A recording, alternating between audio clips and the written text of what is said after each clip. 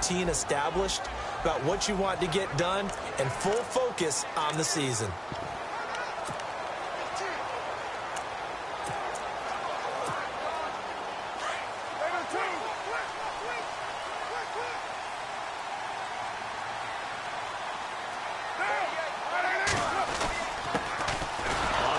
Here's Marshawn Lynch. And he got blown up on that play. Back at the 20. It's a loss of a yard there, and now second down. Came out in a power set, but that only served to put more men in the box. And guess what? If you're going to do that, you've got to win up front, right? Your offensive guys have got to beat the defenders. They lost all leverage on that play. And it's hauled in by Jared Cook. And he's able to get this one up to his 30 before he's out of bounds. They'll wind up getting 10 back as that sets him up for third down. They've got good playmakers on the offensive side of the ball. I don't know what happened last week to really hurt their performance and hold down their production, but I would dare say that this week in practice, there's a lot of talk about how they're going to increase their proficiency. And that was a good start, getting the playmakers involved. You mentioned that to me pregame. That's what they did there. Yeah, I think a lot of people think the coaching staff really gets on them, and that's how they motivate them. Most of these guys are self-motivated. They have a lot of pride in their performance. But just play number 3 here on the opening drive, and it's an early 3rd and 1.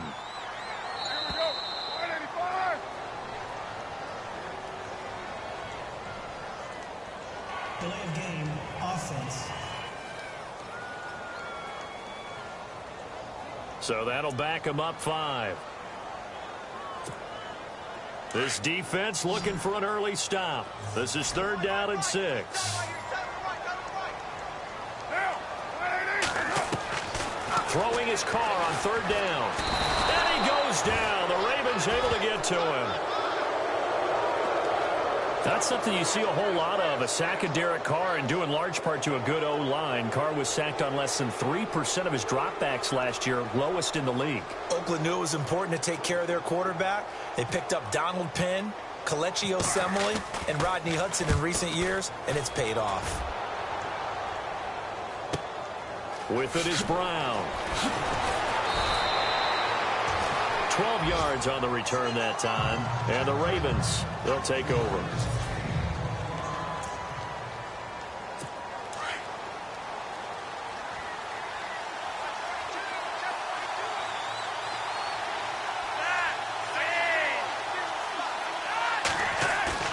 Now a play fake here on 1st down.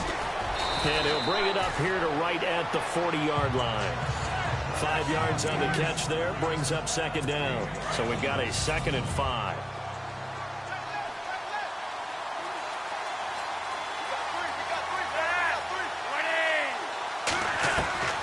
Operating out of the gun, Flacco. It's brought in here by Willie Snead. And he'll get it out a couple yards shy of midfield at the 48. 8 yards on the pickup there, and it moves the sticks. In recent years, the slot receivers really gained stature in the NFL because they can do so many things.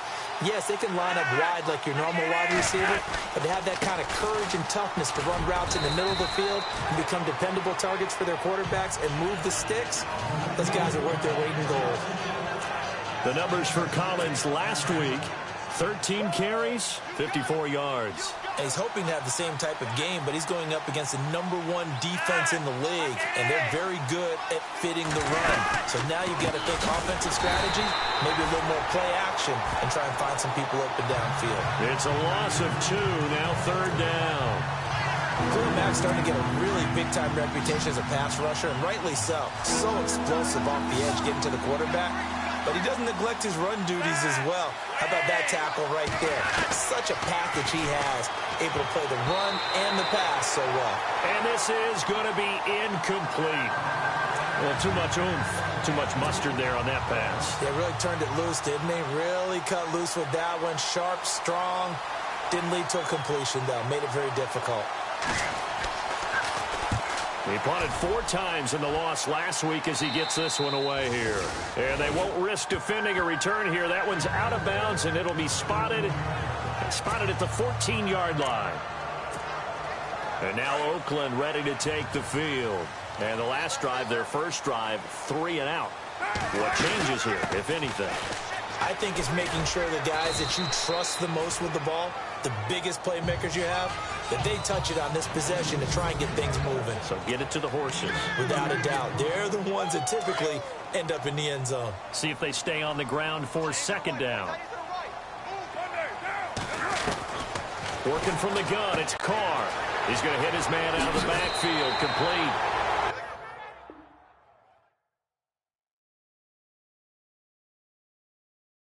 Give him a first down, 15 yards that time for the Raiders. We can talk all we want about football being a game of strength and brawn. It's also a game of mismatches, and they're trying to create one there, getting it to their back out of the backfield to make a bigger play. As we often say, get it to him in space, let him use his leg. Yeah, if he can get a matchup against a linebacker or maybe a defensive end dropping out in a zone blitz, he's going to win that battle just about every time. And here are the Raven defensive starters. When talking about the Ravens defense, it's pretty easy to take them for granted, isn't it? They're traditionally a top 10 defense, but if you take a closer look at the numbers in 2000.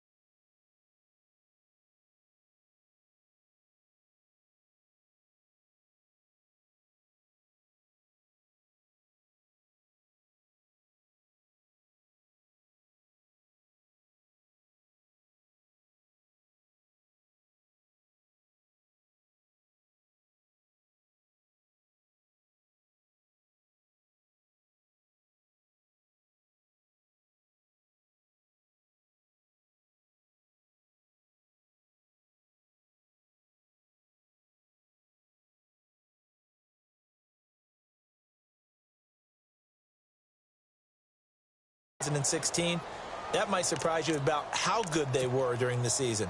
5th against the run, 9th against the pass, 7th overall. Once again, the Baltimore Ravens, one of the better defenses in the NFL.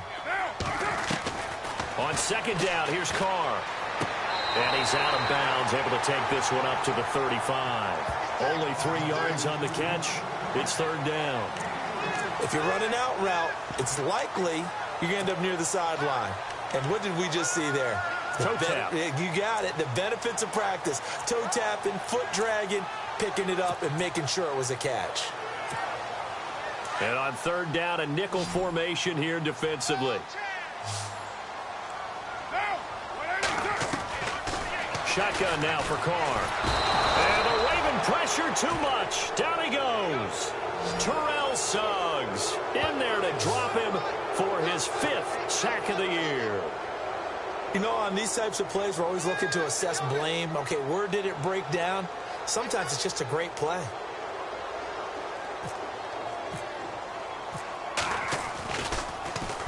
He gets us away. It's a good one. Drawing toward the sidelines.